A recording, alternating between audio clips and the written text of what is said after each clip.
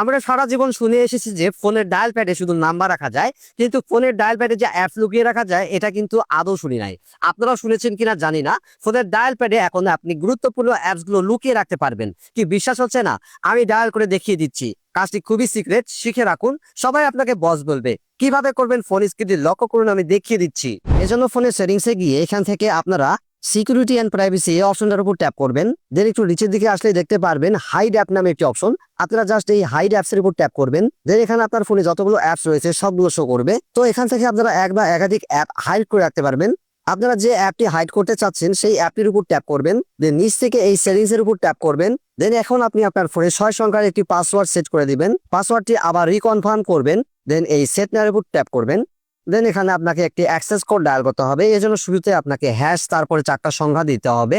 দেন আবার হ্যাশ দিবেন। দেন আবার এই টিক চিহ্নের উপর ট্যাপ করবেন। বেশ ডান, এর উপর ট্যাপ করবেন। ওকে, আপনার এই অ্যাপ কিন্তু হাইড হয়ে গেল। এটা কিন্তু এখন আপনি আপনার ফোনের হোম গ্যালারিতে কখনোই খুঁজে পাবেন না। এই অ্যাপে প্রবেশ করতে চাইলে আপনাকে ডায়াল প্যাড ওপেন করতে হবে। দেন ডায়াল করতে হবে হ্যাশ, তারপর আপনি যে পিন নাম্বারটা দিয়েছে সেই পিন নাম্বারটা, দেন আবার হ্যাশ। সাথে সাথে দেখুন সেই হাইড করা অ্যাপটি কিন্তু এখানে শো করছে ডায়াল করার মাধ্যমে। এভাবে আপনারা আপনাদের ফোন থেকে সিক্রেট অ্যাপগুলো ডায়াল প্যাডে লুকিয়ে রাখতে পারবেন।